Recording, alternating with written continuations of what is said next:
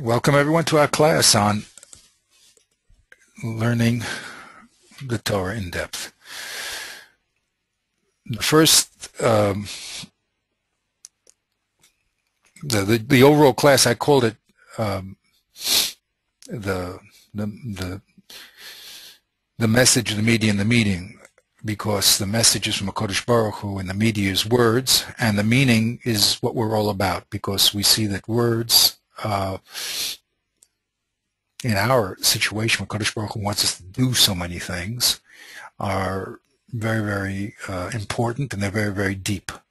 So we said in the beginning that we're going to have to understand how the words are packed into such a tiny unit, in a small unit called the Torah, and then with Torah Shabbat Peh, how are we going to open those words so that every detail of every one of the mitzvahs that Kodesh Baruch Hu wants us to do will be revealed.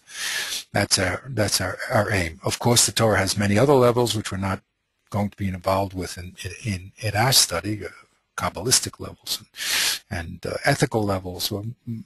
We're interested in the halachic level, the practical halacha of action.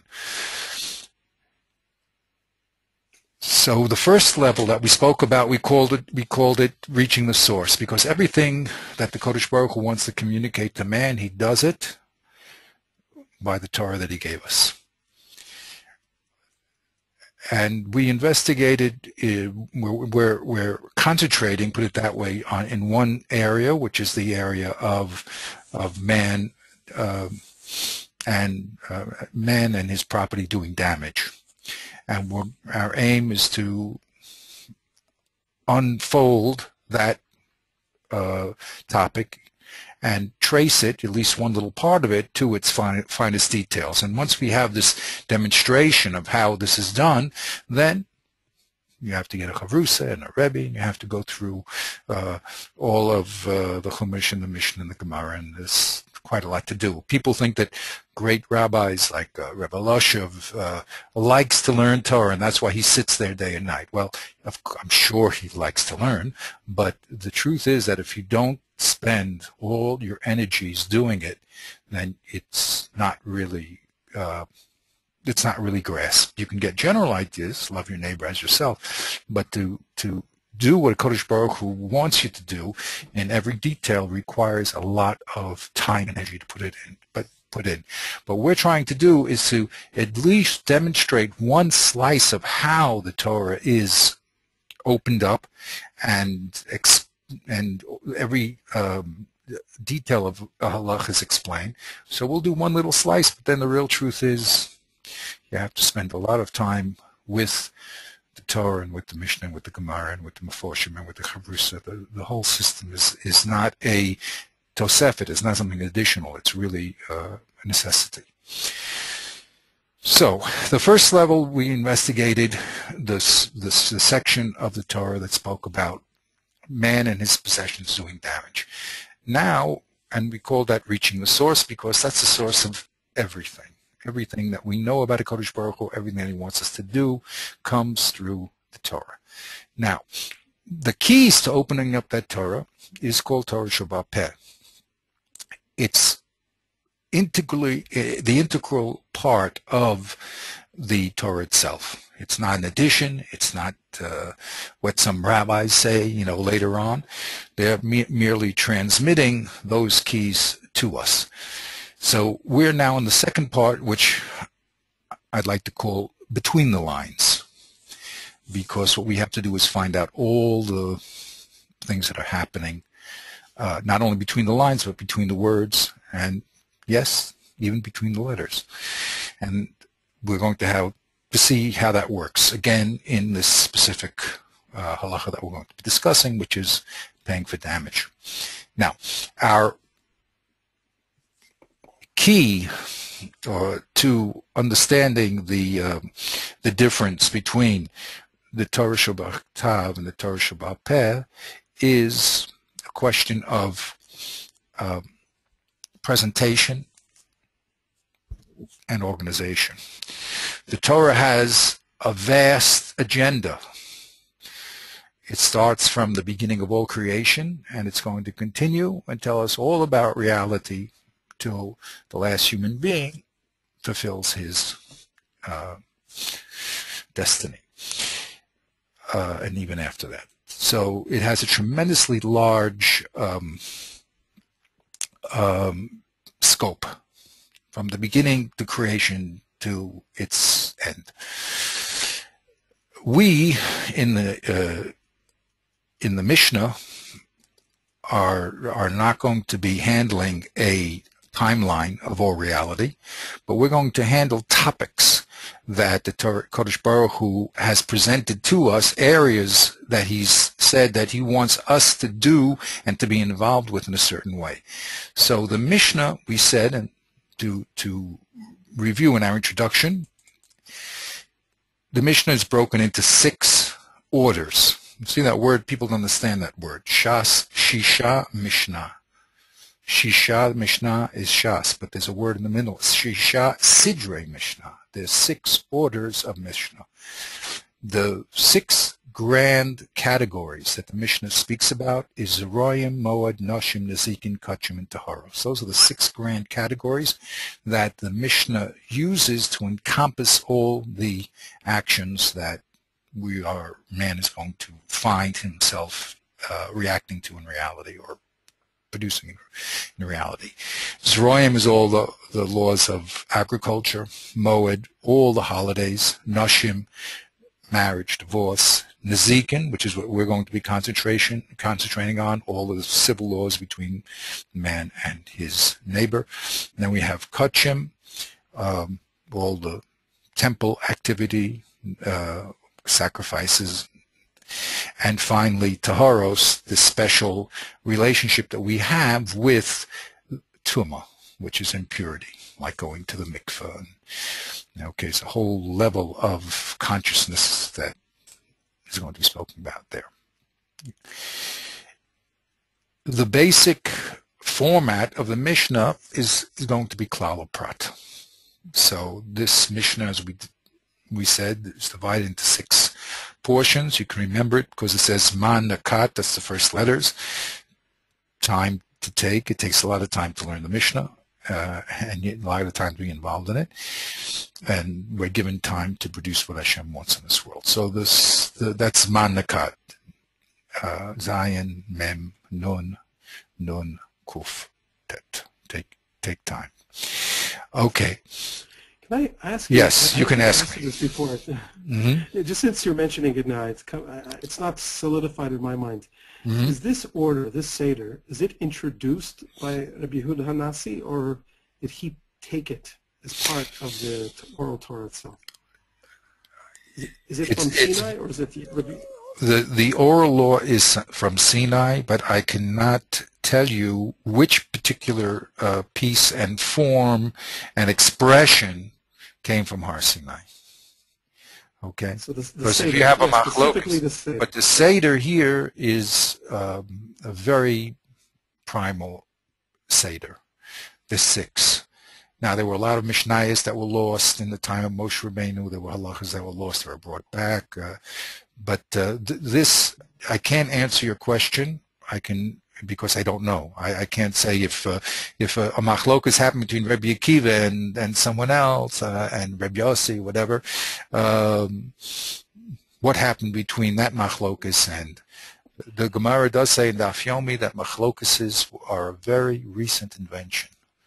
It used to be that people's hearts, we cannot understand it. People's hearts were so open, which means their mind was so open to absorb and relate to the Torah that they're able to input vast amounts of information. At a certain point, that ability broke down, and it became harder and harder for people to do that. I mean, I always bring you this example of, if you ask me 3 times 4, I say 12. If you ask a kid 3 times 4, he has to pull out his little calculator and do 3 times 4. The ability to use one's mind, unfortunately, has diminished over time. And even though we do fancy things like I'm talking to you, you know, you're a couple of thousand, I don't know, 1,000 miles away or something. But as far as man's use, they say Einstein, who was a great thinker, maybe used 10% of his brain. So our focus has become different, and our abilities to concentrate have become different, and our abilities to understand Torah, which requires Tahara, have become radically different. So I can't tell you at which point each piece came from. I don't know, but I know as we investigate the Mishnah, we'll see that it is from Har Sinai. And these 6 boxes, I would not be, say it's from Har Sinai unless I had some other information to say not so. Okay. Again. Okay. Now, the information, it's quite interesting. I mean, okay, the depth and intimacy of knowledge here, encoded and compacted in these words, are overwhelming. And I mentioned to you, there is a mystical aspect here of how information is compressed.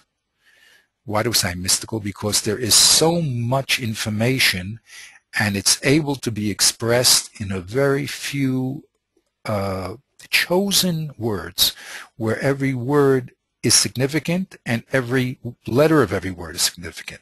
That type of intense communication is reserved for the Torah. There is no other form of verbal communication that is this concise, condensed, and compressed. So our job is to see how the information is decompressed. Okay? And the Mishnah, the Torah Sheba'al Peh, is from Har Sinai. Which particular person who said a statement that he brought down from his Rebbe, the Seder of Rebbe Akiva, the Midrash says, Rebbe Akiva went around and he gathered all the learning.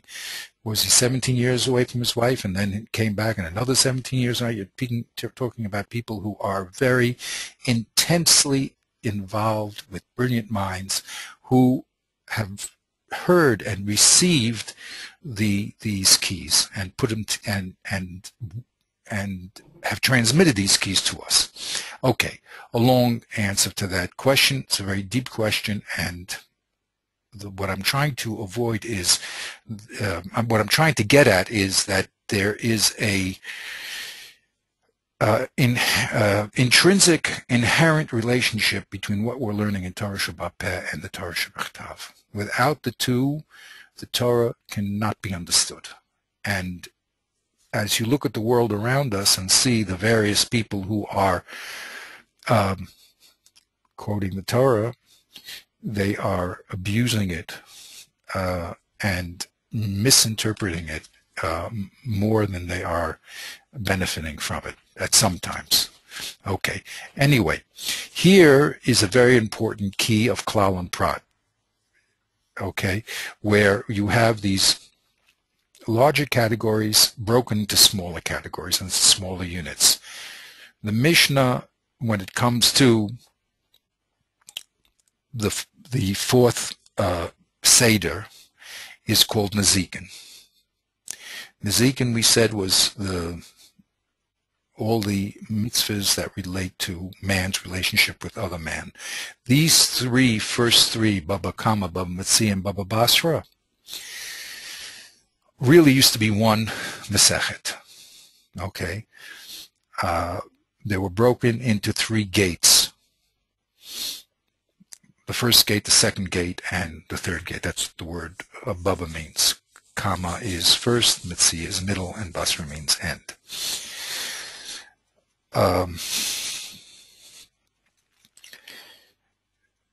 After these 3, which are really talking about relationships of man and man, whether it's damage or property rights, the Mishnah goes on to speak about Sanhedrin, the legal system, and what the legal system administers. For instance, makot and shvuot that it has to take from people who are coming to court, witnessing and testimony. And in the end, we have avodah zarah, which is unfortunately one of the capital crimes and has to be judged through Beit Din, and Avot and Horios. Each one of these units are divided into subunits, okay, which we call prakim. So our Baba Kama has the following prakim. Our job today is to begin to investigate this Mishnah. We won't be able to do everything just because of our time limitations, but we'll begin to enter into a broader discussion of the Mishnah and then focus on our local point. Again, to see how the information is transmitted, structured and transmitted. So the Mishnah Baba Kama starts with Dalet Avos and Zikin. We're going to see that that's an introduction of general categories and their relationship to each other. And then it will go into particulars of the shore and the bor, Hamaniach, and then it'll go into further. Remember, we called it inside out. It goes from the etzem, from the object itself or the person himself, and then it starts to broaden out to what happens if that one ox, we have one ox against one ox, what happens if one ox hits 5 oxes, for instance. Okay, that'll be shosh and nogach. Then we'll talk about inside out, further out, what happens if the vlad, which is the calf of a cow, is damaged through a goring, and we have all sorts of problems. We don't know exactly when the goring was and what the relationship of that calf is to the body. Okay, then we're going to talk about the hakones, the obligation to do shmira, to watch. What does that entail? And then we're going to switch from the damage of animals and property to the damage of man when he steals, and man when he injures another man, and then man as a gazlan, who does it in broad daylight, for the last 2 chapters. The Dalet Avos themselves are broken into Mishnayot, sub-categories of Mishnayot, and we'll see that first general introduction will tell us about the general 4 categories, how the payment is done and based in, what the subdivisions of the shore are, Karen, Shane, and Rega. How does a shore become, as we saw in the pasuk, from a simple shore to one that's been warned as a dangerous entity, and we'll go into the dinim of who is obligated to watch and what are those conditions. So notice that the secret here is one of categorical organization. That means that we have very high-level concepts that are broken down into their parts. If you look at Bill Gates over here in Word, they do the same thing, right? You have this thing called home, and it's broken down to its categories, you know, the different fonts, where the fonts are placed on the page, etc. Then you have insert, page layout, and all these are really lahavdil, but the same real concept of klal uprat. So that's going to be our investigation here. We see that there's major categories broken down into minor parts. Now, what's going to happen in the next stage, I just want to explain to you very briefly, is that there's going to be an interaction between the cases. Okay, my good chaver, Rabbi Green, used to call it the constellation of cases. There's an interaction between the psukim and the cases in the Mishnah, and that interaction will, through that interaction, will define the limits of the law, and that'll be very, very exciting. So it's not just a static category and subcategory, but there's an interactive relationship between the cases in the Chumash and the Mishnah, which will then define the limits of the law. And a little of that we tasted when we looked at the Mechilta and noticed that The Mechilta pointed out that this Maki Ishu Mace Moshe Mas did not have a subject, and the other pasuk that said Ish ki Yake Kol Nefesh Adam Moshe Mas, and the distinctions between not having a subject, which was a broad distinction, and a particular distinction were the two limits of the law, which defined who was in that law. So that it's a very, very exciting,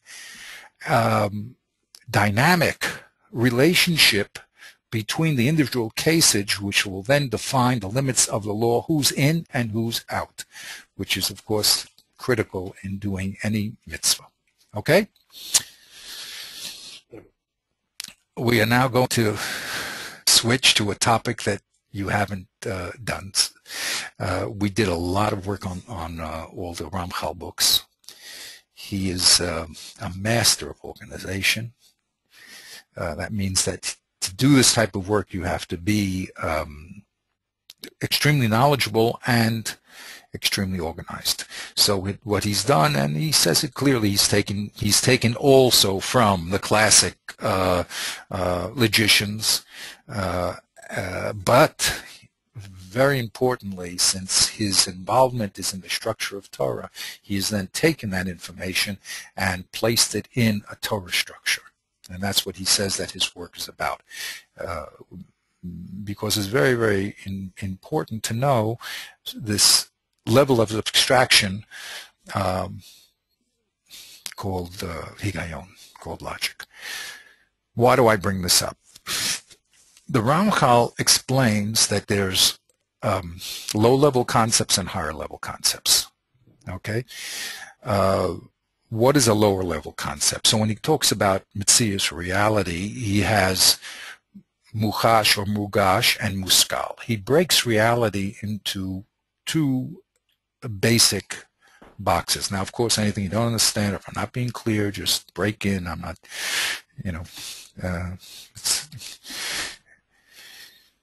what does he say? He says when you look at reality, your mind, first step is your mind is interpreting everything.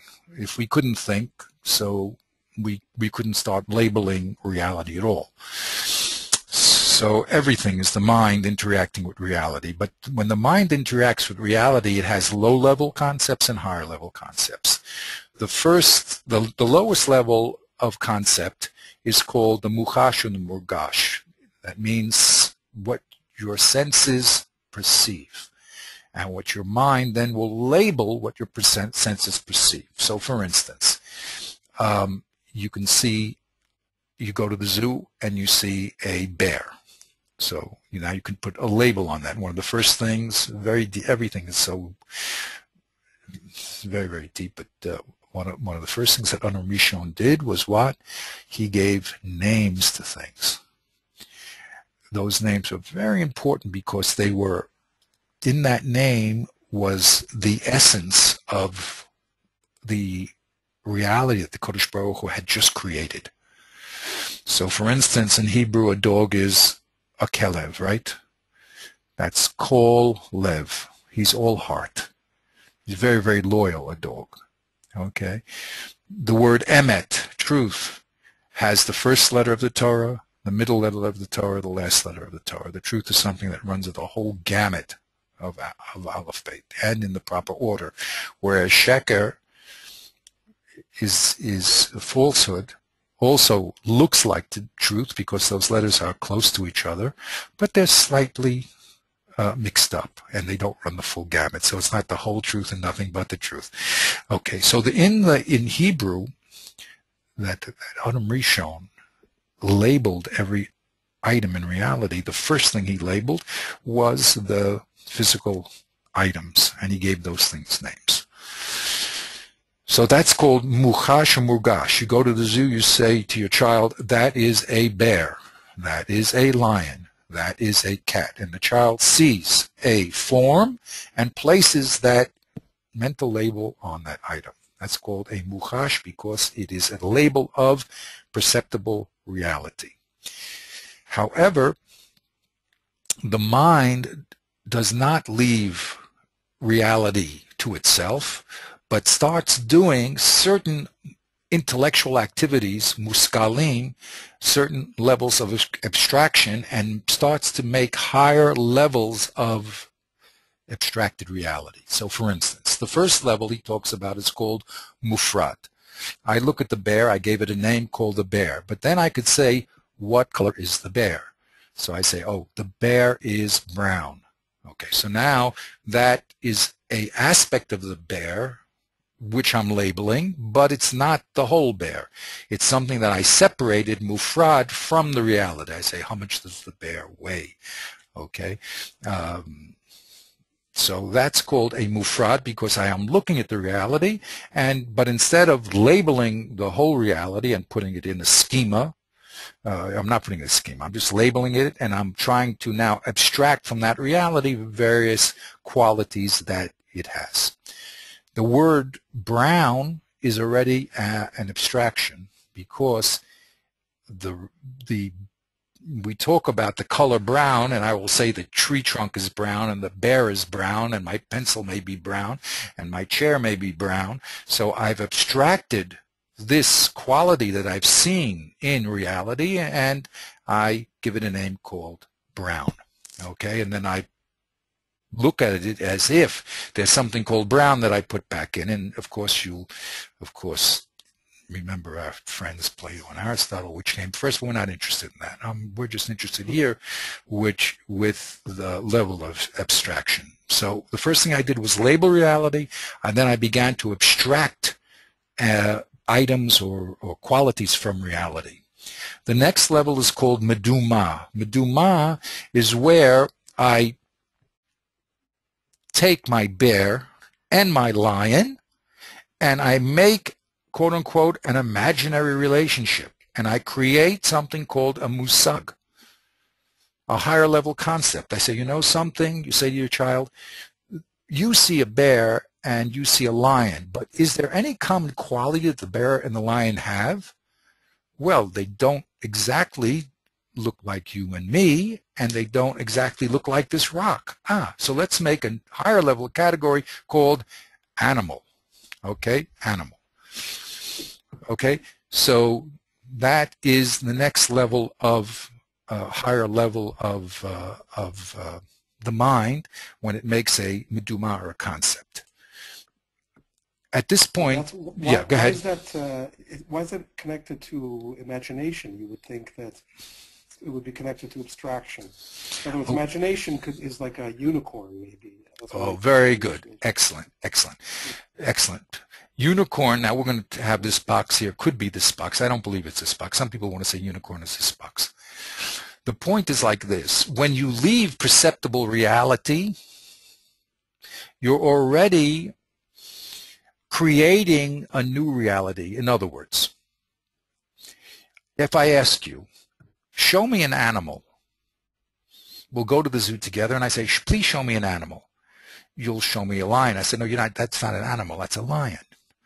You'll show me a bear. I said, no, that's not, I want to see a cage, and inside the cage I want to see something called an animal. The answer is you can't produce it. It's something that your mind has created and imagines to be true. That doesn't mean that it's false. It happens to be true. But it's a creation that the mind has created. Animal is a creation of the mind. It does no longer exist in reality. One of the cages there did not say animal. It said lion, bear, tiger, wolf, all these nice things, but your mind put it together as if there's another cage with the label on it called animal. And all these particulars, they fit into that cage. Okay, so that's why it's called medumeh. It's something that is imagined from the word of domeh. It really comes from the word domeh, I believe, comparison. Because you compared certain qualities that all these creatures have that other creatures don't have, or that other non-moving things don't have, so you created a new item, an intellectual item called animal. But it only exists as an intellectual concept. It's then put back in the reality. I could say, oh, this lion shares a quality with this other lion, and we could both say that they're in a higher level concept called animal. But does not directly have a physical counterpart in reality. Are you with me? Yeah, so that's why it's called imagine. Imagine does I mean, not mean a fantasy. Imagine means that the mind saw something through its ability to see deeper into the physical items around and to make a categorical item about it. Go ahead. Yeah. Yeah, I mean the obvious question would be how musag is different from mufrad, because I mean you can see already mufrad, obviously if you use the example of the color brown. So that's attached. That is that not. It's not. No. But it's also attached to something real. Because in other words, you perceive exactly. So it's a little higher than the. It's a little more abstract than the lion or the lion or whatever we say, the bear, right? Because there's the brown bear, and now you abstracted something from the brown bear, but it's very close to the bear. The bear is brown, so you do see brown in the bear, okay? Yeah. But brown as a color that you're now going to tell me exists in a chair and exists in a table, right? Is always associated with that physical object. It has not gone. In other words, you can see the brown, but you can't see the animal. Now it's one step. It's one step into. Yeah. Go ahead. It's one step removed. Go ahead. Go ahead. I was going to say that the same problem arises even there because you have different shades of brown. So if you demand to see brown as such, it's like saying I want to see the animal as such, not don't show me a lion or a bear. So you could say, well, here is a color of brown. You can say, no, that's one shade of brown. I want to see. But even if it's a shade of brown, I agree, and that's why it's the next step up. By the way, it's not the muchash. That's why I wanted to make this chart where it steps. You see, it's not the muchash. It's a step up because it's a muskal. It's already a muskal. It's a step up. Yeah, go ahead. This I didn't look into the Sefer Higayon. Does he break it down like this? Like he will say the muskal is broken down into the mufrad and medumeh? 100%. I don't do anything here. Okay. You should know who I am. I'm a very. I know you are. That's right. I just want to. That's it. No. I don't. The English words are a combination. More my friend Rabbi Sackton and myself. That's when we translated the book. But the concepts are all the Ramchal. And I even, one of the classes showed a very primitive flowchart that was made in the first, one of the first edition of the Ramchal. If the Ramchal had this Visio chart, he would have used it. He thinks this way. It just like 3 times 4 is how much? It's 12. Oh, he doesn't need a calculator. That's how he thinks. But he is extremely orderly in his conception and presentation. So these are all his things. Okay? Yeah. To me, it would have. I mean, it would make more. Just judging from what I know from Plato and Aristotle, it would have made maybe more sense. I'm not telling you what you think. The medumeh really should have been translated as likeness or sameness. Because that's the basic idea in Plato, which allows him to speak of ideas, of concepts. Now the reason you have to read the Ramchal inside, just because he says the mind is madama. You have to understand why that was used, that word. That means it's a higher level of thinking. So why is it imagination? We see, again, words have connotations. Imagination is fantasy. Because the mind has ability to see things that are not there. What do you mean they see things that are not there? To see higher level relationships like animal. That's a histaklut. That's an ability to see into things that the mind can do. Now, I'm not going to get involved with, which came first and which came. It doesn't interest me. But his label, calling it imagine, means that it is a creation of the mind. The mind is doing it. When you make a category, your mind has created by looking at those muchashim a higher level concept. Your mind did that. Okay?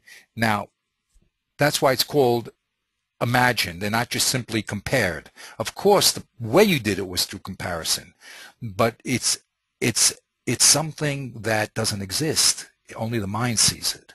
That's why it's imagination. It's something that the mind has created. Doesn't mean it doesn't exist. Of course it exists, but it's a high-level concept. So that's why this word imagination was used to give the flavor. I mean, he just calls it meduma, but he explains that it doesn't. When you read the book, you'll see. You should read. Just read the beginnings for a few pages. That it's something that the mind, the activity that the mind has done. Okay, Beseda.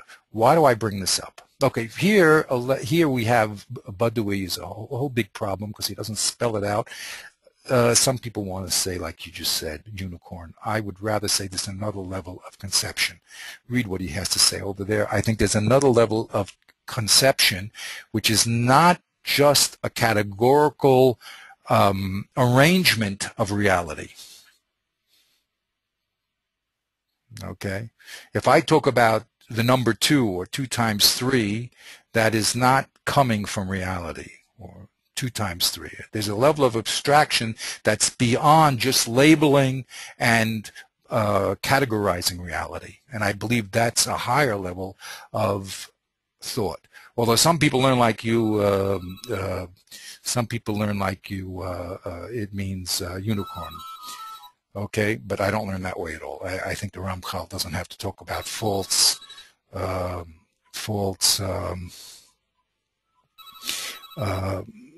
just going to get rid of this phone 1 second, okay?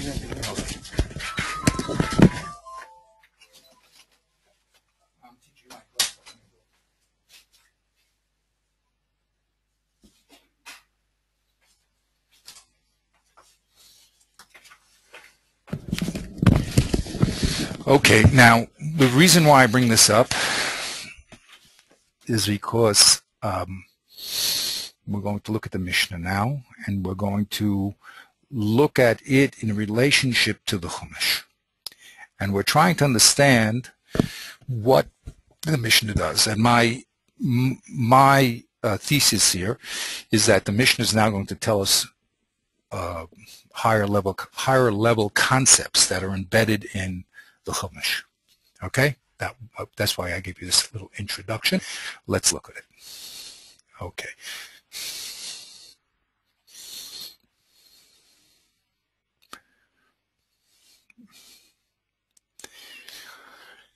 Now here are a few psukim from Chaf Ches to Hey. It's broken in the middle. I don't know why. I don't know who broke it. Doesn't seem it should be broken, but it's not my interest right now. We were analyzing the Chumash. We noticed that there is a movement from the greater to the lesser, i.e., we notice that first the Chumash talked about man's relationship to man. The worst one was where he kills man. Then man's property, doing damaging to man, doing damaging to property. Okay, and then we have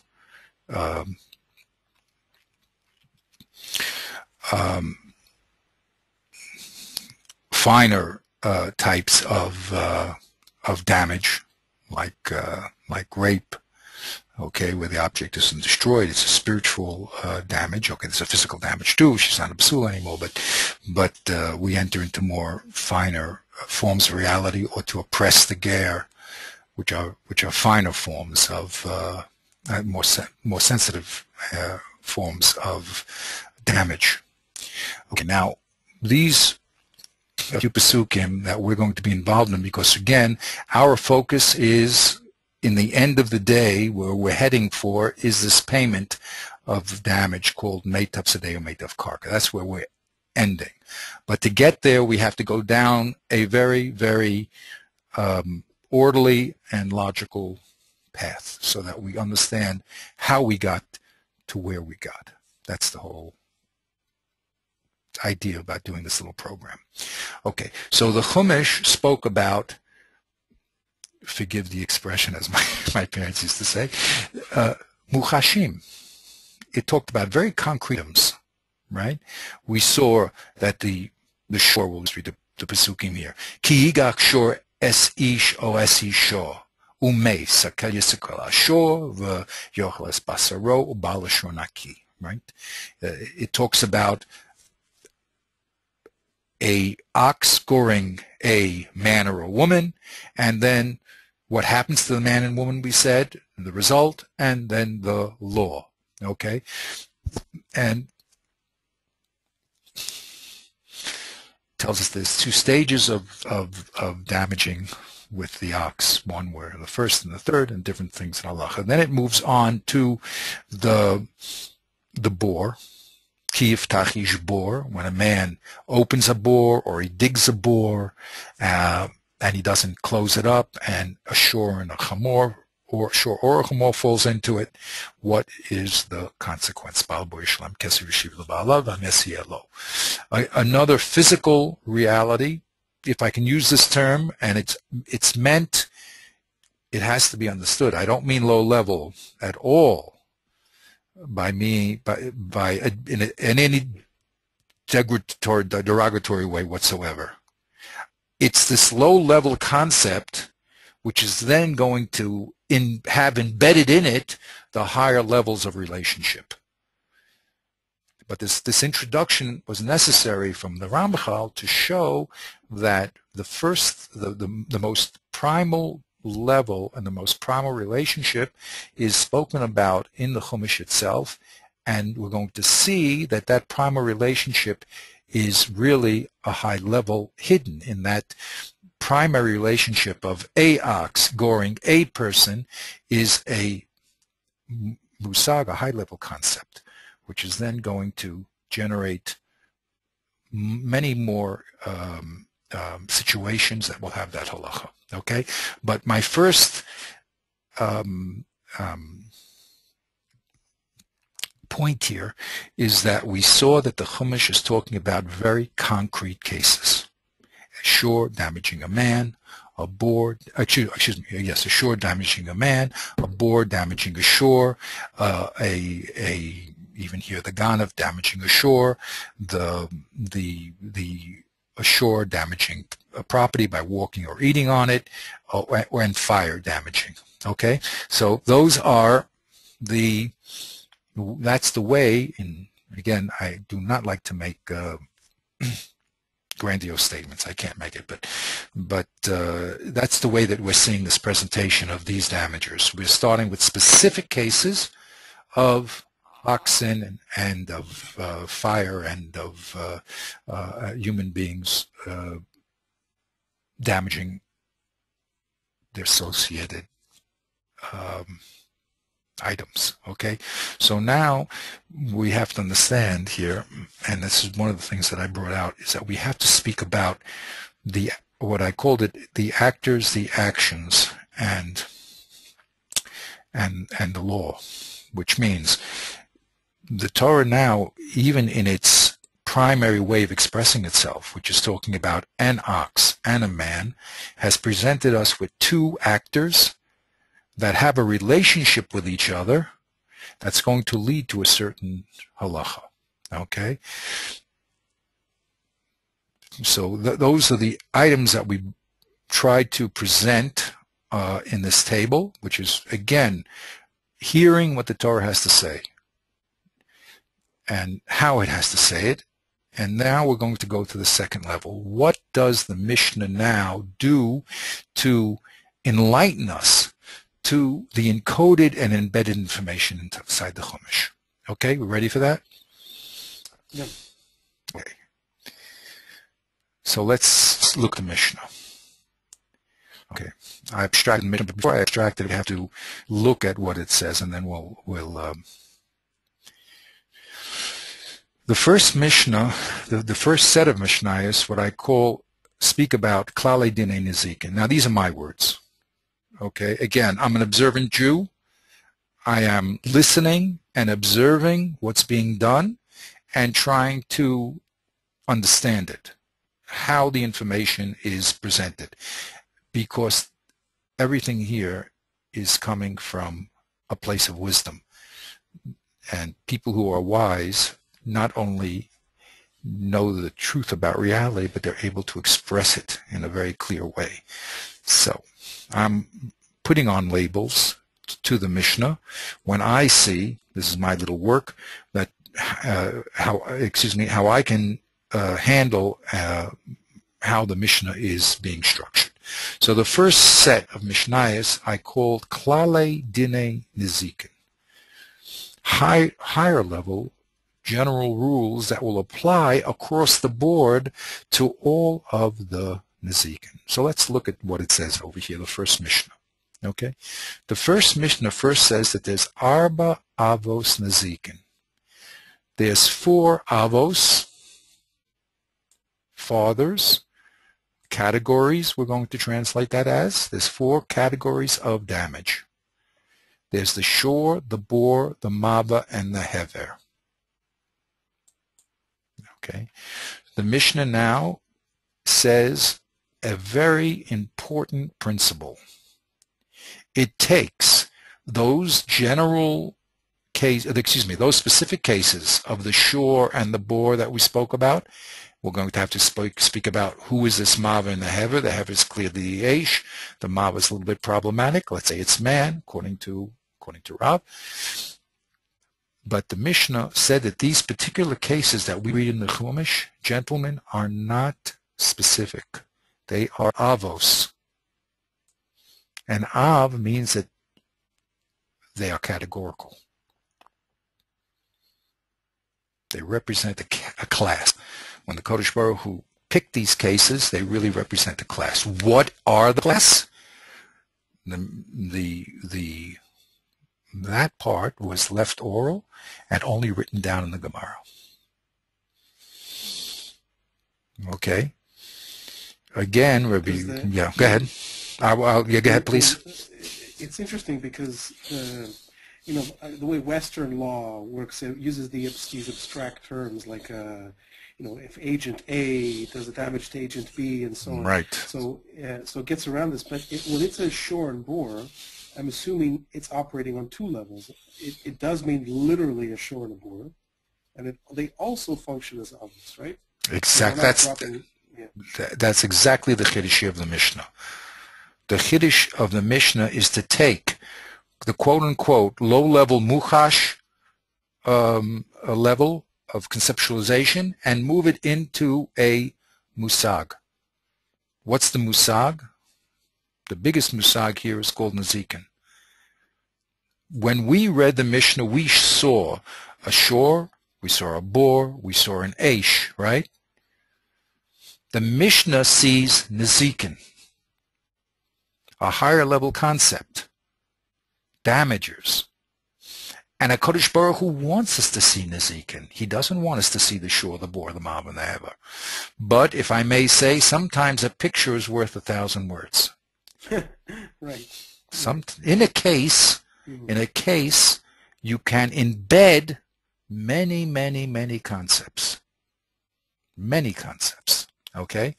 So the Mishnah now we see is this intrinsic relationship with the Chumash, and is telling us a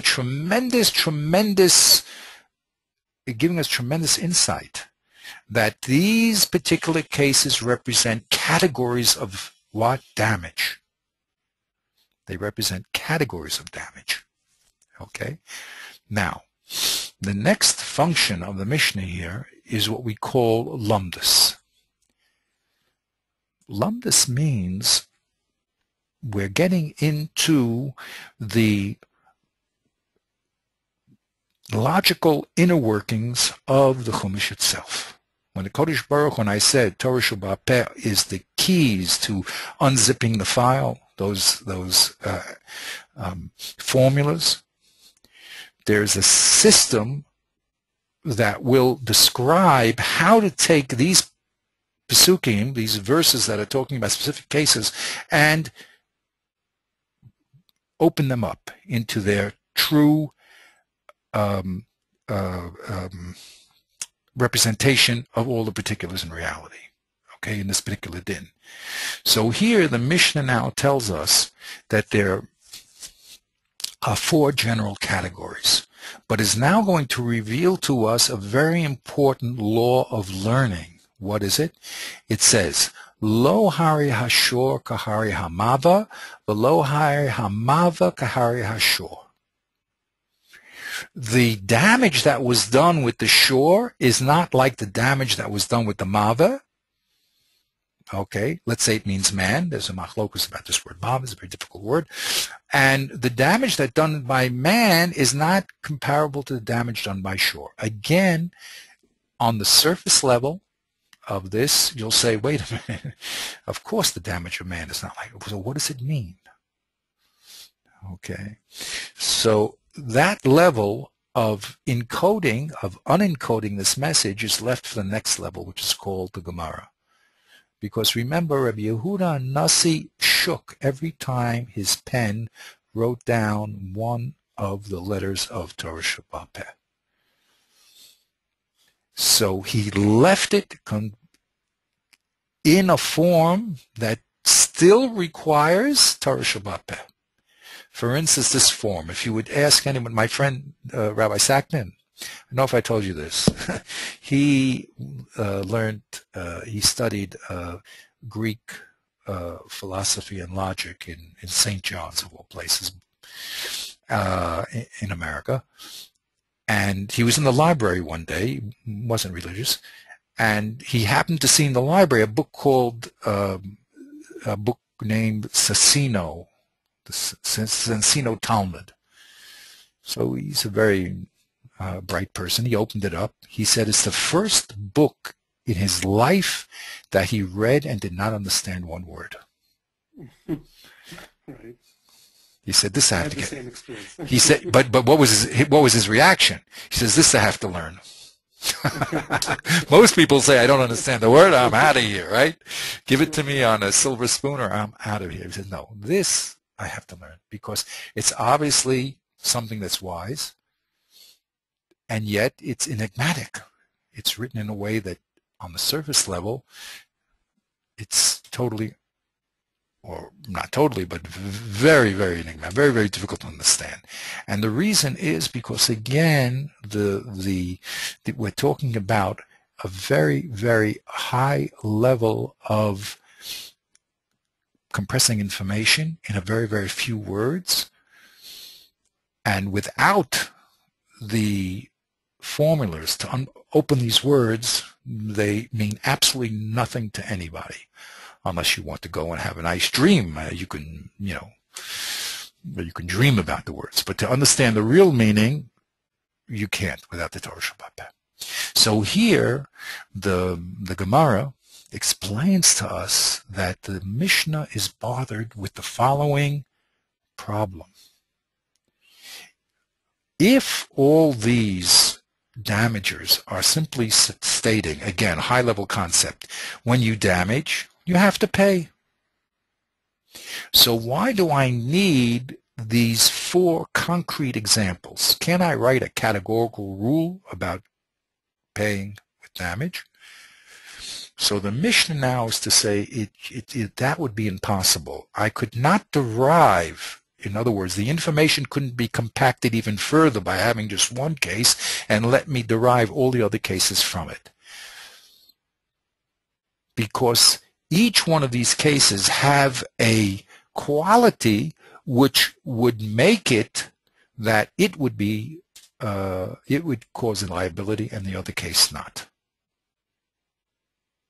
Okay, so now the Mishnah is bringing us into the realm of what's called lumdus, which means that there is a question that has to be asked here, which is, why do we need 4 categories? We could just have one category, as you said. Let's just talk about an agent who does damage and tell us that he pays. Why do we need 4 different examples of these different agents? Okay, and the answer is lo hari hashor kari amava lo hari amava kari hashor means that if I had the case of shore, I couldn't derive the shore paying for damage. I could not derive logically that a man should pay damage and vice versa. I had the man would pay damage, I wouldn't say that the shore would necessarily have to pay damage. Why? Because each one of them have, by themselves, a quality that the other one doesn't have. Okay, so let's just continue into the Mishnah, and we'll see it a little in more depth. Now, what happens if these two cases were written? Maybe I could derive the third case from it.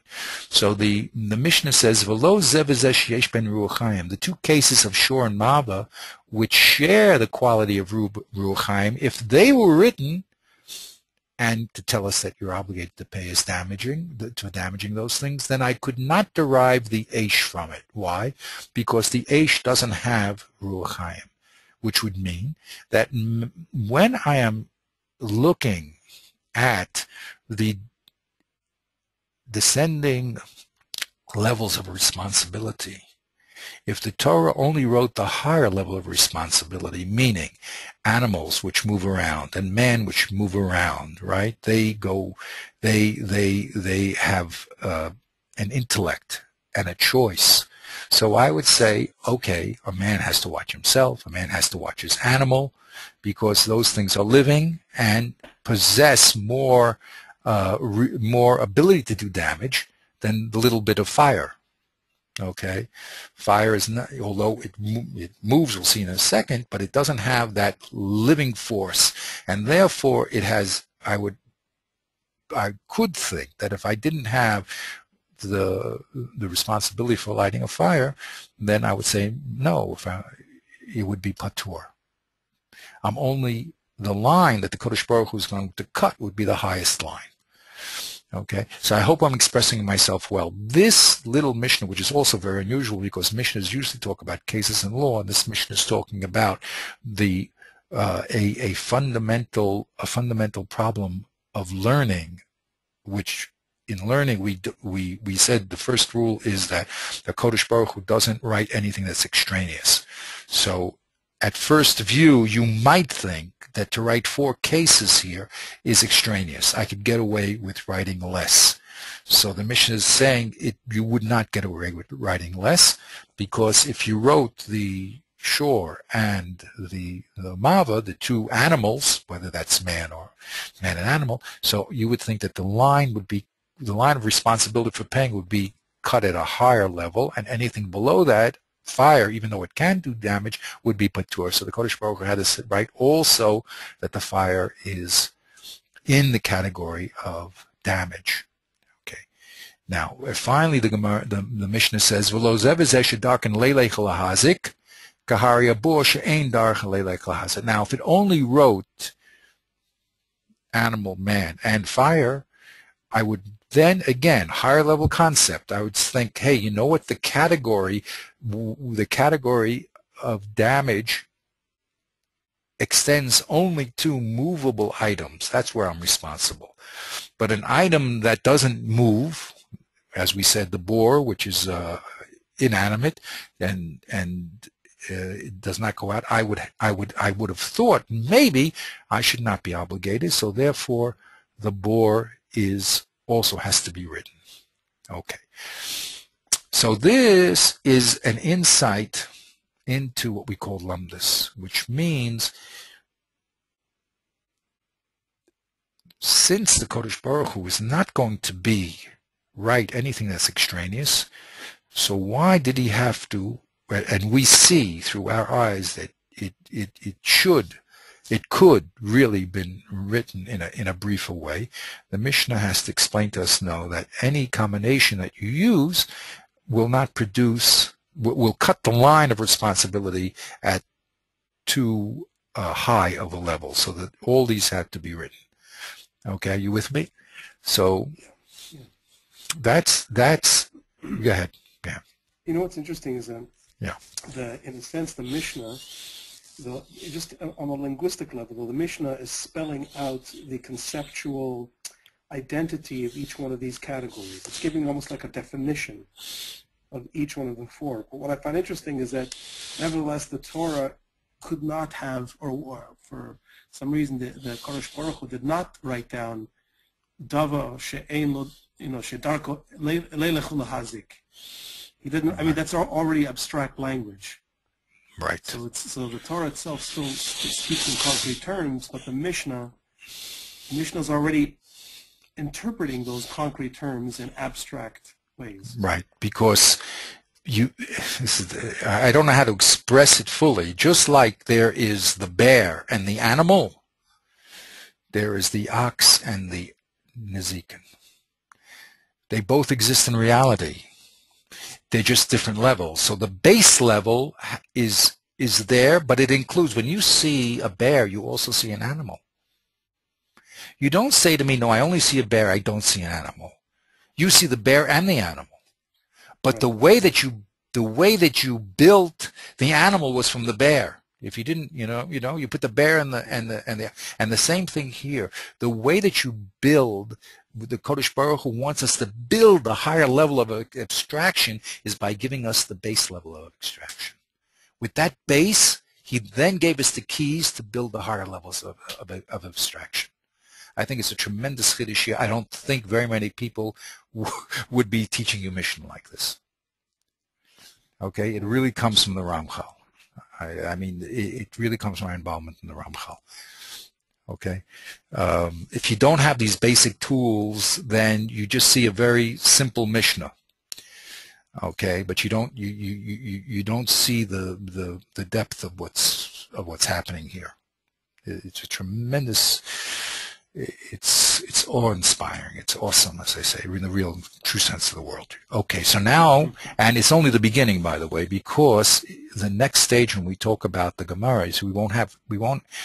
Every statement that you touch here is a window that opens into a whole realm of study. You see, so I'm just going to give you a hint of it or a little taste of it. The Gemara now plays the Mishnah backwards. It says, wait a minute, the Mishnah played from the higher level down, right? But if I play from the lower end up, I can also eliminate Pesukim. Let me start from the boar, which is inanimate. Then certainly I should pay for the Aish. Then certainly I should pay for man. Let's run it backwards. You see? Now, all that is embedded in the information. There's what it says and what it means.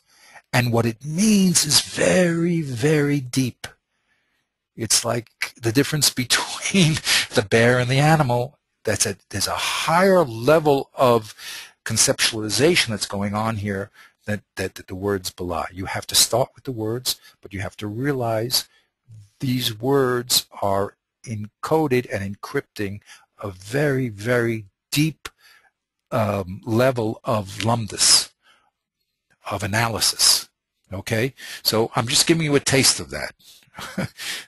Right? Because if you play this backwards, it's very true if I had the high-level people, then I would cut the line that the lower levels would be out, right? But if I have the lower levels, wouldn't that include the higher levels? Okay, now that's going to be a Gemara question. The Gemara will involve it, and again, you have to understand that's only to understand what's really being broadcast here, and the mystical, if I must use that word because I don't have a better word to use, the mystical reality here is that so much information and depth of thought can be stated in such few words. And what is being created here is not a interpretation. As I told you, I'm looking at someone drawing a beautiful sunset, and I'm going to say, well, what does this mean to me? No. This is a very scientific, mathematic expression of how the mechanics of the Torah is working. And it's very, very deep, and it's mystical because it's impossible for any human being to write such depth in such few words. You won't see it anywhere. Okay, and remember, this is only one small din. We have hundreds of halachas here. We have 613 mitzvahs with prate dinim. So when Einstein writes blackboards and comes to the conclusion that E equals MC squared, whether it's true or not, I don't know. But he's involved in one little small element of reality and looking at that relationship. Here, we're involved in 613 grand elements of reality that have prate dinim that would make Einstein faint. Okay? So that's what I'm trying to communicate here. Okay? So the next move of the Mishnah is then to do a synthesis. Chaim, can I? Yeah, go ahead, please. You can ask me. No, it's not even a question. Can I? I'm sorry to even bother you about this. Yeah. Do you mind? Can you zoom in a little bit more? Just so the font is very small the way I'm getting it here. I'm sorry. I should have done that. I'm really sorry. There. Oh, great. That's great. You know, we have. No, we don't have. be sorry. That's fine. No, That's no, but I should have thought about that. I'm just, you know. We're constantly zooming in and zooming out. Okay, that's my idea. This is great. Because we're seeing that both those exist, the zoom out and the zoom in. Okay, right. And it's quite amazing. Quite amazing that you can do that. Okay, so now we're zoomed in. Oops, there we go. I zoomed in so much. Here we go. So we said here, there's Arba Avos Nezikin. Okay. Right. A tremendous higher level concept. And then the problem that these four higher level concepts produce, which is why they're all necessary. Couldn't I produce the same result from a higher level conceptualization? Why do I need the lower level conceptualization and the analysis? However, the second part of this Mishnah says, Hatzad Hashavah Shebehen. Even though it's true that each one of these four have particular qualities in and of themselves and in groups, they all do have what's called the tzad hashava. They share a common quality among all of them. What are they? They have to. They're Nezikin, so they exactly categories of Nezikin, so they have to all participate in what damage is. Now, what is the geder, the definition of Nezikin? Anything, any time that you were the cause of a damage, you have to pay. Anytime. Someone stole my car and got into a car accident. Well, if it wasn't for that car, he wouldn't have hurt that person, so it's your responsibility.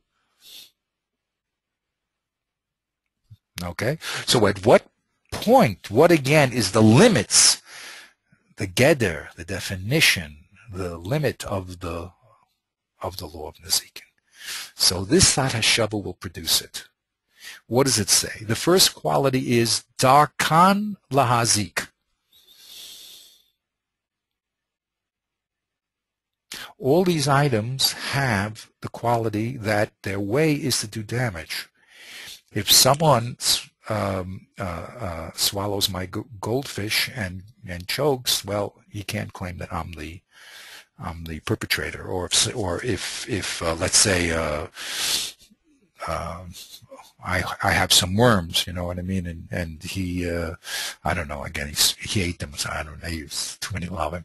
But anyway, the first quality here, I don't have a good, funny example here, maybe you'll come up with one. All these items are damagers. They all have, their natural way is to do damage.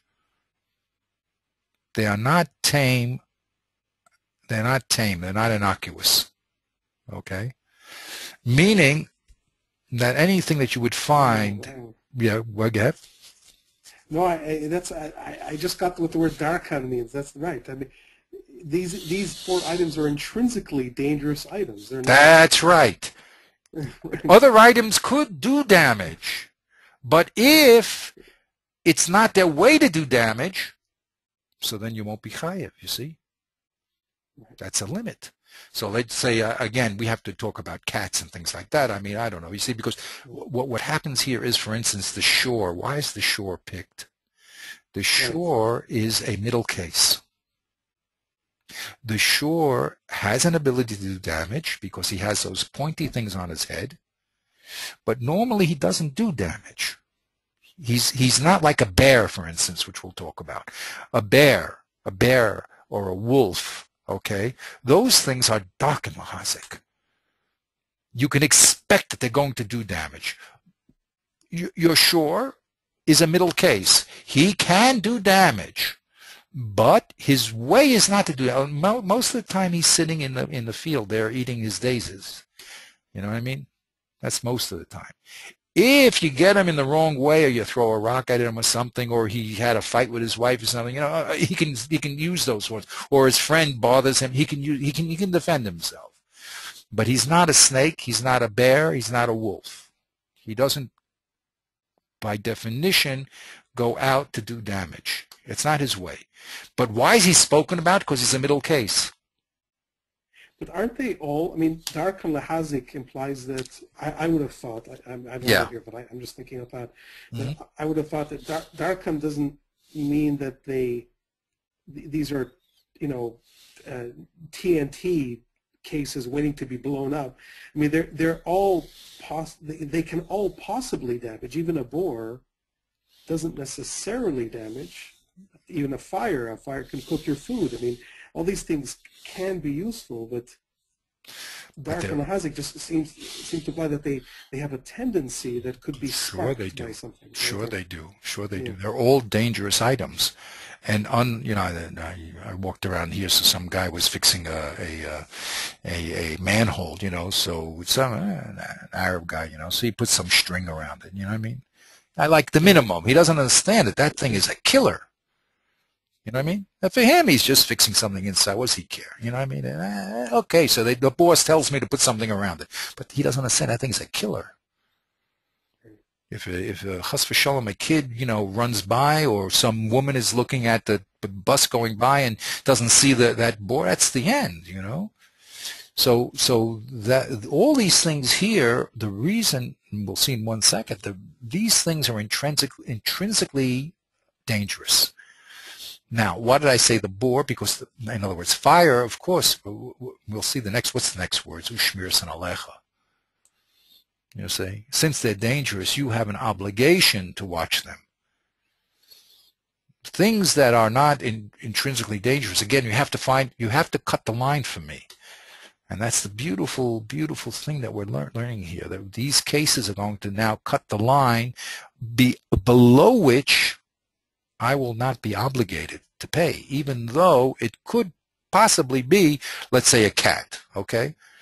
Maybe, I'm just giving an example. A cat is not really a shore, okay? So maybe I don't have to watch my cat so much, you know? I mean, I could let him go around, I could go in the street. Normally, he's not going to do anything, or if he does something, it's not enough to require me the obligation to watch him, okay? I mean,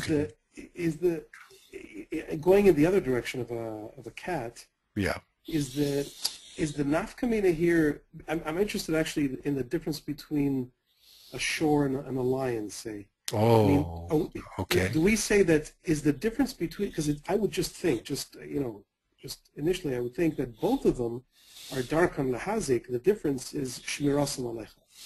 In other words, it's not my responsibility to take care of lions. No, but what happens? Nafkamina lies in shmiras. Yeah, what happened? Okay, so here's another Mishnah later on. I'm jumping. You have to learn them. What does it say over here? The zev, the ari, the dove, the nemer, the bardalis, the nachash, hari elu muadim. Okay, but Rebbe Eliezer says bisman shehem b'nei tarbus einu muadim v'anachash mudlo. What is muadim? What does mu'adin mean? Mu'ad means that you have been warned that this is dangerous. Okay? It comes from the word testimony.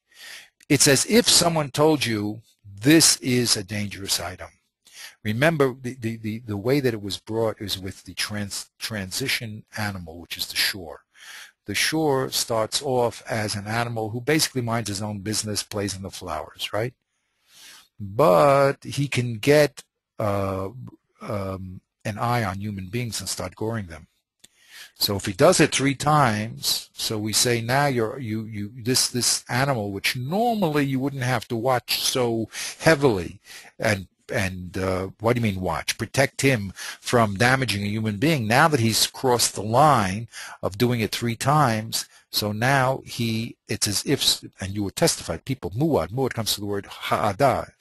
There's testimony that it's dangerous. Okay? So that's the way the classic term muad comes in. There's testimony that this animal now has changed his state from passive to an active damager, and then you have to watch. So now all these things are considered that you have been warned. Okay, it's as if you don't. No one needs to tell you. No one needs to. No one needs. You don't have to go to Beis Din and be warned about the lion. You with me? The shore, yes, you have to go to Beis Din and have to say, look, this animal is acting up. Okay, so we're warning you to keep at least one eye on him. And if it does it 3 times, then forget about it. Now you're going to have to use a higher form of protection to prevent this beast from hurting others. But the namar and the bartless and the nachash, you don't need edus and Beis Din.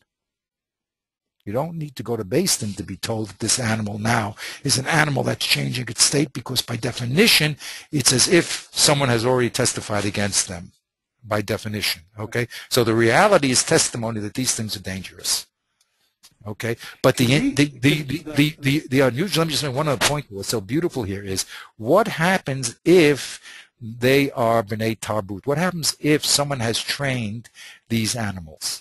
The barbless, and you see the circus, So what happens if someone trained him now? Would the animal now fall into the box of being a shore? Isn't that interesting? In other words, a shore normally is a domesticated animal, right? Domicile means home. You can have them around the house. That's what the word domicile means, right? Now the wild animals, the chayot, you don't want them around your house, but there's certain of them that can be trained. Right? You can have a trained bear, and you can have a trained panther and stuff like that. Now, if I train them, does now when they do damage, is that like the shore? There's a machlokus in the gather in the line. Rebbe Eliezer says yes. If they're trained and they're domicile, they live with people, and take like these dogs that you have around, you can have a dog. It's all right. I mean, you don't have to lock them up with a leash and a muzzle and everything like that, okay? Nowadays we have all different types, and they're not getting into that. But he says in the Nachash, he'll agree that's muad lo. There's no way, even though you have those charmers, those snake charmers, right? Yeah. But if you hung around, I think a lot of them don't make it to ripe old ages. You know what I mean? A snake is a snake. I mean, he's never considered domicile. Tarbut, what is that? Cultivate, cultured? Domesticated. Domesticated. Right. Tarbut is culture, domesticated. Right. He can't be domesticated. Okay. Anyway, but again, you see what we're doing here? We are trying to understand the limits of the law. Because once these cases represent principles, which they do, they represent principles, the question is, how far does a principle extend? And we have to know that. First, we have to know what should we increase our shmir on, our protection to. And secondly, if something does happen, is there a responsibility to pay? It's another aspect to it. But really, Kodesh Baruch Hu wants us to protect our friends from being damaged. And therefore, he tells us the limit of the law. Now, what is it? Now, the limit of the law here is a matter of machlokas. Okay? Beseder. Now, why do we get to that? Because the ones that are told, the ones that are spoken about are domesticated, you see? That's the ones in the pasuk. The shore is domesticated, but he's domesticated plus. So now when we go to the non-domestic ones, the question will be, well, Torah didn't talk about that. So now what is the getter of the halacha? Well, these all are domesticated, and these other animals can be domesticated. Well, domesticated to the level of shore or not? Well, there's a machlokas about that. Yes, please. Yes, I'm with you. Just a point of clarification then. the Darkan Lahazik, is that applicable to a lion? Yes. Okay, Most so definitely. Darkan Lahazik is... Okay, The Kiddush is that these are dark and lahazik. Anything more? That's why the Torah didn't talk about the lion. That's Vadai dark and lahazik. That's Vadai. Again, you understand how it's a Kal V'chomer. It's very important, very important, very important. These little things are my Chaver Reb Sackton told me that there was a man that learned with Reb Chaim Isser Meltzer, the Gaon, very big Gaon. So on Purim, he gets the yeshiva guys to come to his table, and you know what he does? He sings Aleph Bet like Reb Chaim Isser Meltzer used to teach the kids. Right? Crazy. Tell him that the guys are going. Tell him his Torah. Because, again, encoded in that Aleph Bet is tremendous amounts of Tahara and wisdom. It's not simply Aleph Bet. It's a foundation of all the future intellectual Torah growth you're ever going to have. Okay? But that's, Yom does on Purim, but still, it's very deep. Very deep. So what we're doing here, what I'm trying to communicate to you and anyone else, Baruch Hashem, I hope people listen to this, is the Aleph Bet of how things are built. So here we came to a very important revelation here, or of information, that the Torah is defining the halacha through these particular cases. Anything that has more than the shore and the boar, like the lion, is definitely going to be chayav, and anything that has less than them will be patur. So the particular case represents the cutoff point, the 60 miles an hour cutoff point between mutar and asur, and you have to generate everything greater than that. Okay? And believe you me, that was the first problem that the Mishnah presented, because it looks like that I could make the cutoff point with the shore. And I don't need the boar.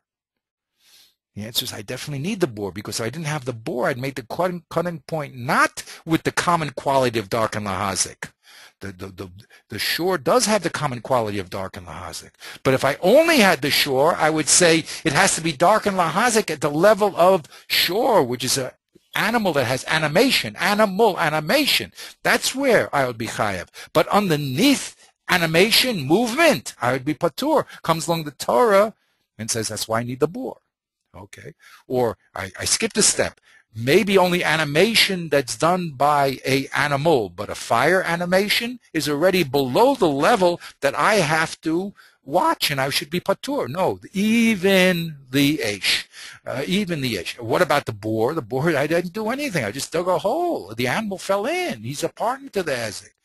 Even the boar. So the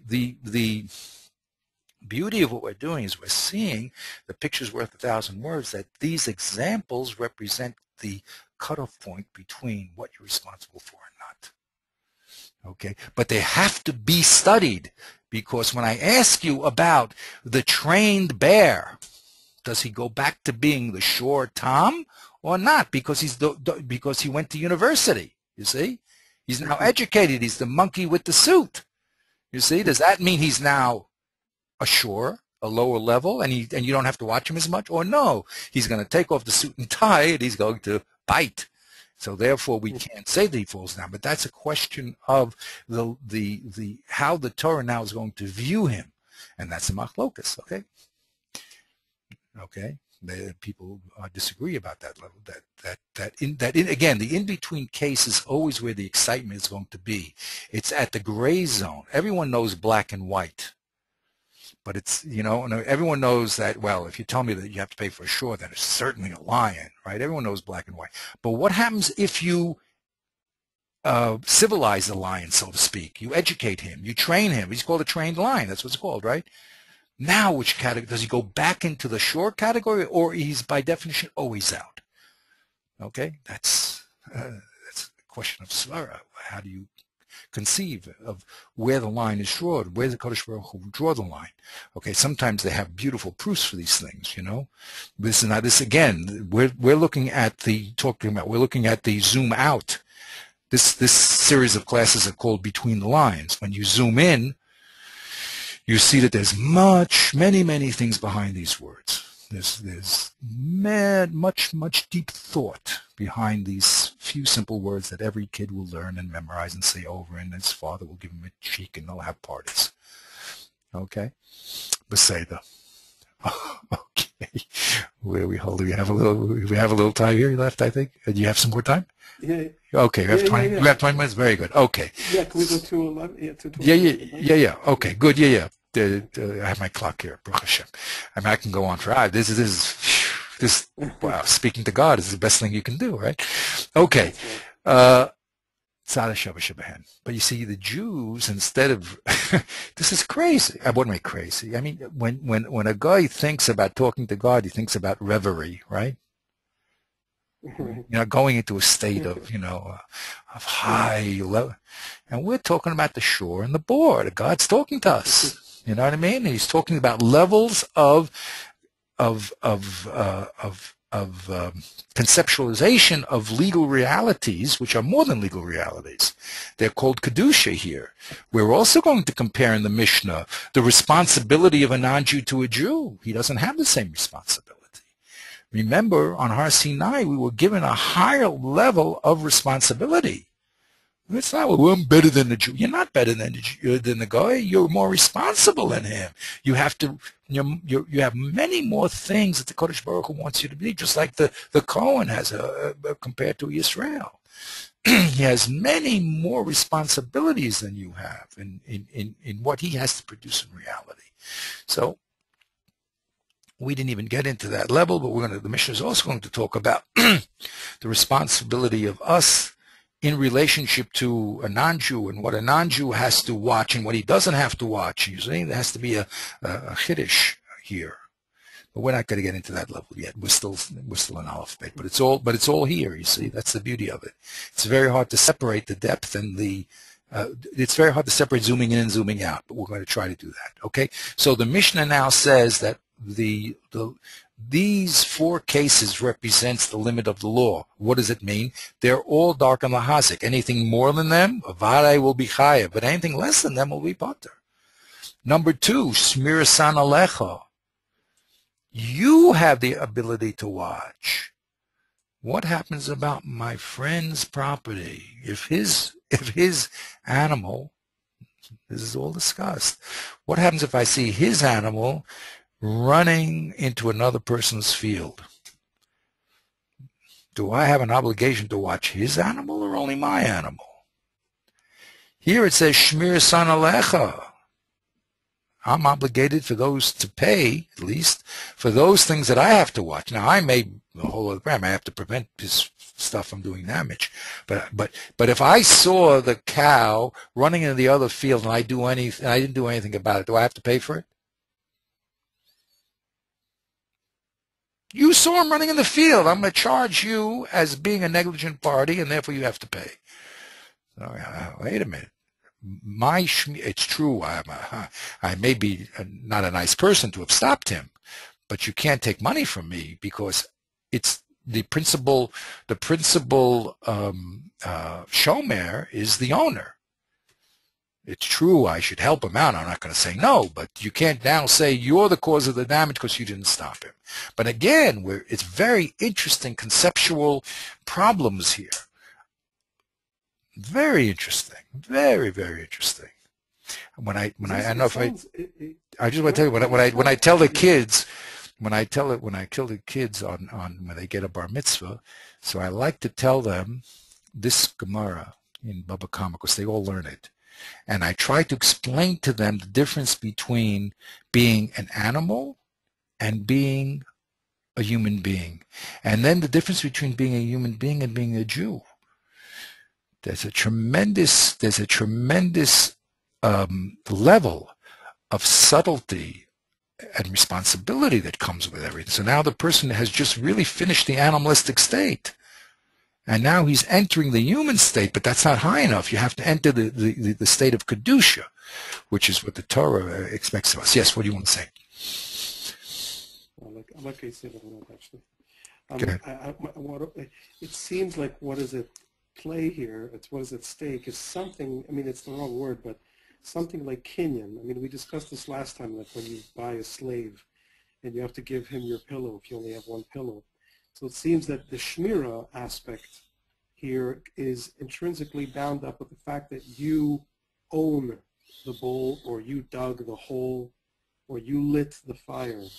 So in other words, if a bull is wandering, if you have a stray bull, so you have some, I guess, like you say, you're not a nice guy if you don't. You have a moral responsibility, but you don't have a financial responsibility. Put it that way. Right. You may have a moral. So it seems so the shmira is bound up with a kinyan, some kind of kinyan here, no? Now you see our exercise.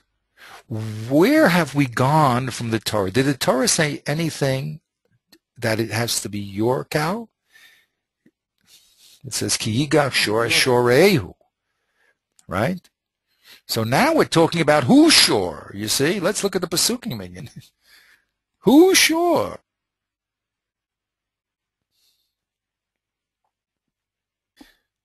Okay.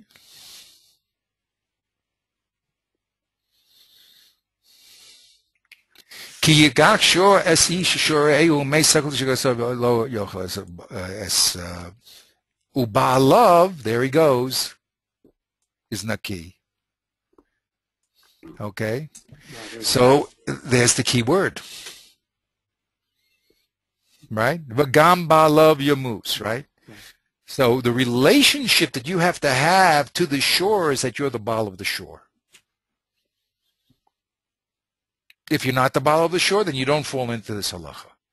As we said, you may fall into other halachas, b'dei shemayim, that's another problem. But here, as far as these halachas, they're talking about the relationship of the baal, the owner of the object, right? It keeps repeating all the time, ba'alav, ba'hu, right?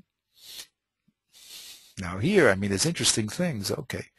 But here it's the maker of the boar, you see? And they're going to say here, they're going to learn that you don't have to be the Baal boar. If you made the boar, even in Rishus Harabim, you don't own Rishus Harabim, you're going to be Chaya. These are all going to be Chidush. Okay? But anyway, but same that's fire, the... I guess. No, fire is very interesting. Can you own fire? You see? By starting it. By starting it, yes. But do you own it? Isn't it like digging the hole? Exactly, but it's not comes through ownership. You said that all these things, come because you own them, right? Right? I was hesitating. It said it's a kind of kinyan, yeah. As you said, it's a kind of kinyan. The shore is clearly a kinyan because it says ba'alav, right? Right. You see, kiyavar ish soda or karim, v'shilach has biro. Ubir b'stoacher, meitiv sedetu. That's the chain in the regal. Ki teitzei eish umotzekachim minachal. Eish is not a possession. You can't. Maybe you could start a fire, but also bor is not a possession because it's clearly in Rishus Harabim. Okay, you don't own Rishus Harabim. That's the very, very interesting. Is even a machlokus if the word mamon goes here, and they say if according to that it doesn't make sense. It is a big world here. It's a big world. But the quality that we're learning here is that you have to be responsible for the item. It doesn't have to be, like you said, a kinyan necessarily, because the boar can be Rishus Harabim, and then the animal falls into it. But you have to be the shmira. The shmira has to be upon you. Now, what causes, again, the deeper level, what caused the obligation of shmira? So definitely possession does, but it's not the only cause. Okay? Again, you see how you're catapulted into a deeper analysis. See, that's what's so beautiful. From these words, they're included in these words is the next stages that you're forced to investigate. And that's why I say it's a mystical experience here, because we're just talking about simple little items. We're not. We're talking about very, very deep concepts in every one of these words. Okay, so let's go a little weit. This is supposed to be the overview, by the way. Okay, but what I okay. It's impossible to be a zoom out and zoom in, but you have to see that both of these things are there and it's intrinsic. Okay, so there it goes. It says the short review here, which I didn't get yet. Okay. So there it is. So tzad hashav should darken lahazik. Shmir son alecho. Very good discussion we had. What does it mean? What are the conditions that are caused that causes you to be the shomer? And the third one is, of all these four, keshahazik. When any of these things do damage, chav hamazik l'shalem tishlumei nezik b'meitav haaretz. When any of these four do damage, the mazik has to pay a compensation for the damage with the best of his land. Now, where did we see the term best of your land? Where do we see that term? That's it. And look what the Mishnah is enlightening us to. And how did we see it? Remember that whole Gezeres Kosiv, Tachas Nesini Shalom Regel. It's amazing what is encoded in these words. Amazing. Just amazing. But that's the high level of encoding here. That the Mishnah comes to inform us that all of these damages have the common quality of having to pay Meitav Haaretz. How does the Mishnah know that? Go ahead. Does that mean, are there forms of damage where you don't have to pay with the Meitav Haaretz? Because I'm asking because the obvious question, if these are the four categories, which include all possible nizikin, then what else is there left over? That's right. There is nothing left over. However, it's what you're asking is the right question to propel us into this whole discussion. Here we have in our Mishnah 4 Avos Nizikin, and there's another Tana that says that there's 13 Avos Nizikin, another Tana says 24, and what's the relationship of all these, and how does it work? So we're only zooming, we're in the zoom out level now. We haven't moved our microscope into the picture yet. Okay, so your question is very, very, very, very deep. Okay, and even in this with Meitav Haaretz, these two words are going to be the focus of our investigation. We're going to fly into this window, so to speak, and expand it, and we're going to go very, very deeply into these two little words. That's going to be the way that we're going to do this demonstration. We're going to go into the Gemara, and we're going to go into the Rishonim, we're going to go into the Halacha, all the way down to the Shulchan Aruch, and Reb Melsa, the Ein Evan Azel, Reb Melsa will see his Bezrat Hashem. Okay? Good. So, thank you very much. That's where we're holding at this point. It's a great pleasure. Okay. I feel like a kid in an ice cream store. Good. Let me just do one more with you. Okay, we have 3 minutes, 7 minutes. You have? I just want to do 7 minutes. I just want to do one more here. I thought you were wrapping up. No, I'm not going to wrap up. Even every time is a wrap up because I get this, as I said, these spiritual experiences here by talking about simple things. It's unbelievable. Okay. Anyway, Kol Shechat, the next Mishnah. Okay, says Kol Shechati b'shmiraso, hiksharti es nisko. Anyone who is obligated to watch something, it's as if he prepared the damage. Okay. Now, I wanted to bring out just another point. Part of the, a musician deals with sound, right, and harmony. And a painter deals with color and form. The Kuzari explains what does it mean on Har Sinai that we saw the sounds. So he explains that each one of the senses has its own language, and they don't speak the language of the other sense. So the sound of music in the ear does not speak the language of color and form. He says on Har Sinai, the only way that the Kodesh Baruch Hu to explain the level beyond this physical reality is to use that mixed metaphor that we saw the sound. However, why do I bring this here? To bring it down again to dollars and cents. There is the oral law is not only the oral law, it's the oral law. There's something that the ear acquires that the eye does not see.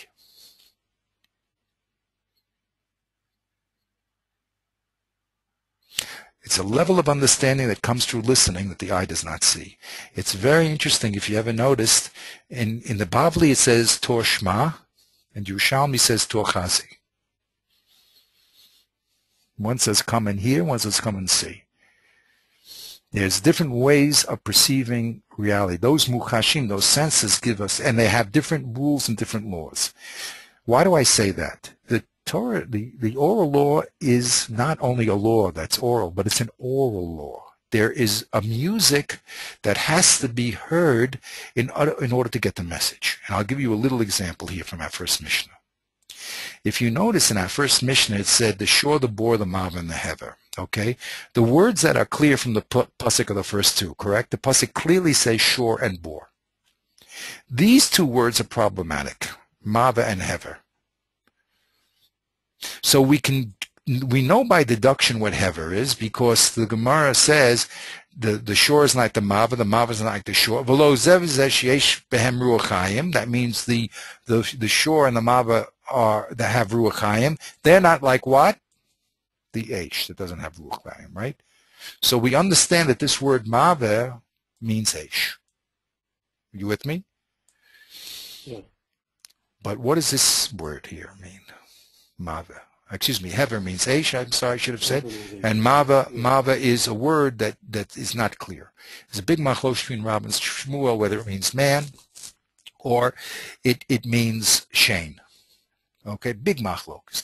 Big. Shane is in Shane and Regal, or? Yeah, shane and Regal, right. He holds that the shore is only, the shore here is only Regal, and the mava is shane. Okay, and this is a beautiful, beautiful piece that you have to now look at in relationship to the Pesukim and see the order of the Pesukim, and everybody is involved in a symphony of learning. But that's not my point here. The point is, why, if already the Torah, the Mishnah is going to say eish, why did it use the word mava? And if it means man, or if it means shane, let it say shane. What's wrong? What is wrong with that?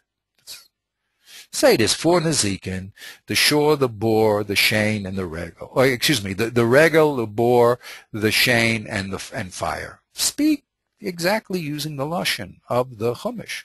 And it's worse because here it does say hever, all of a sudden it says eish. It knows how to say the word eish. Why is it using these strange words? So one of the Rishonim say in the Shita, because one of the tafkidim here of the oral law is to be oral. That means it has to go into the head and stay there as a foundation. And the word shor rhymes with the word bor. And the word mava rhymes with the word hever. It's not a rhyme. Yeah, it's not a rhyme, but I know what you mean. I don't know what it's called. Well, the shor and bor, shor bor. Shor and bor for sure. Yeah, mava and mava hever. Mava, they're not as clear as shor and bor, but they had to get a two that do. But what I'm trying to show here. Yeah, okay, that's what he said. The other people say differently, don't think not. Okay, but I'm only trying to bring out that there is a tune to the Mishnayos, and it has to be done in the head. It has to be done in the head. Through the oral ingestion, so to speak, of these words, understandings come out. So because of his Katnas Adoros, we have word and we have Visio, we're constantly making things which should be playing music in our minds, playing the music in our eyes. And I'm also involved in it. That's my whole visual logic thing. I'm just trying to show people that I'm writing the score sheet here. I'm taking the music and putting it down on a visual plane here so you can see it. Once you see it, you're able to hold it. But really, it's supposed to be music. And it's supposed to be ingested as a musical tune. But it's not music, as we mentioned the last time, like the Goyim, where the meter is the essence and the message just has to be some unfortunate words that we have to rhyme and make nice. It's just the opposite. The message has to be broadcast through the melody. It's part of, in other words, where you put the emphasis is very, very important. Okay? Is the emphasis on Arba Avos Nezikin or Arba Avos Nezikin? Okay, the emphasis is very, very important, and there's a lot going on, and it's chaval. I mean, I wish I'm not. That's not one of my strengths, memorization. But I mean, but it's chaval. There's a lot of there's a dimension to memorizing here, and it's not memorizing like the Gettysburg Address here. It's a very deep form of intimacy with the information. As I said, just like the ear has its language, the eye has its language. Tuachazi toshma. And they're very, very essential. And we say Shema Yisrael. We don't say Tirei Yisrael. Because Shmiya is close to understanding, Bina. And that's the name of our course. What is it called? It's called Media Message. It's called, I forgot what we call it again. Media Message and Meaning. The media is words. The message is what it says, but there's a deeper level called meaning, which is another level of depth that the words are communicating. And that's why when we learn, you see yeshivas, there's a rush and there's a give and take.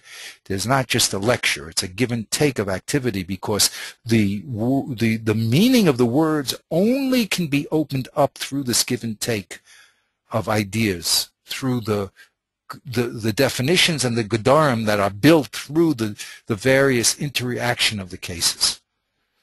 And it's gewaltig. That's why I call it the supernal based midrash. When you listen to that music and you're involved, you're in the supernal based midrash. You're out of time. You're out of place. You might as well be in Shemayim with Rabbi Akiva Eiger and Rabbi Akiva and Moshe Rabbeinu himself and the Kodesh Baruch Hu on Har Sinai. All time collapses because there is no such thing as time. It's all the communication of Hashem. Okay, so. We're going to stop at that. I hear you. Okay, very good. I hear you. Brother Bob, I'm so happy you don't know. I'm so happy you don't know. No, this is, all levels. This is why I feel, you see, because people are so uneducated to what's going on, so they think they're memorizing a telephone book. They don't understand what's happening. And that's one of the things I don't know who's going to listen to, but it's one of the things I want to broadcast to Klal Yisrael. You know what we got? God is talking to us. You know, the Kodesh Baruch Hu is talking to us. Isn't that wonderful? Well, you're out of your mind. You're drinking too much on purpose. No. It happens. It happens. Just you have to get involved, and you have to be trained to hear the music of a Kodesh Baruch Hu's thoughts. That's it. And it's all written down, and you can do it. But it takes an effort, and it takes time, and it takes a dedication, but it's all done in a way that Kodesh Baruch Hu only wants you to understand and hear him.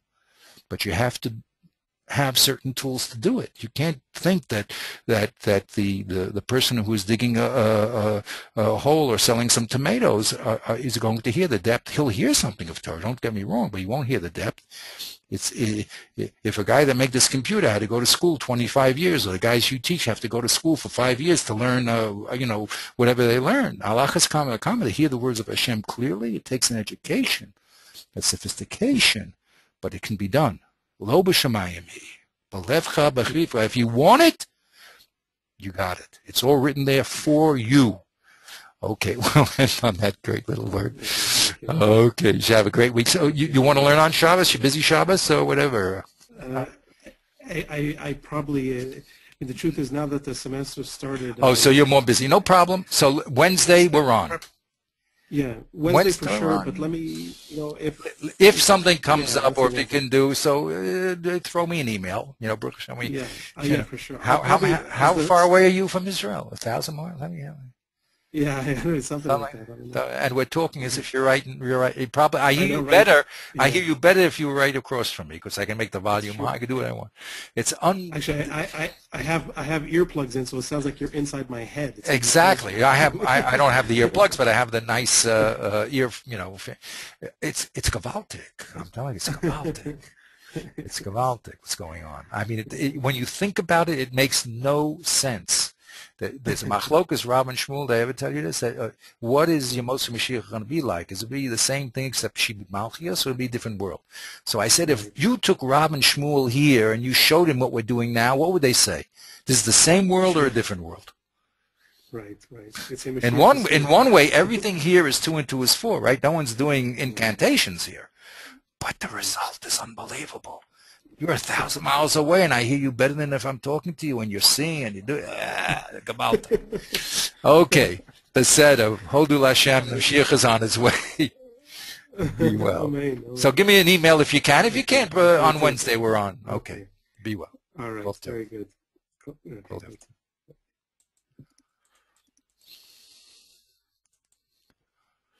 It's great.